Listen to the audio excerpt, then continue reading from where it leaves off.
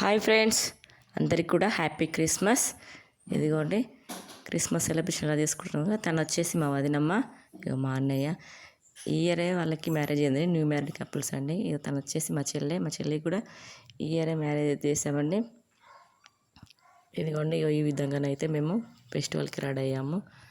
కిచెన్లో వెళ్ళిపోద్దాము వదినమ్మ ఏం చేస్తా అనేసి నేను కిచెన్లోకి అయితే వెళ్ళాను. తను నైట్ మీద ఉంది అనేసి వీడియో తీయద్దురా అంటే ఇక ఇలా ఫేస్ని అయితే క్లోజ్ చేసుకుంటుందండి.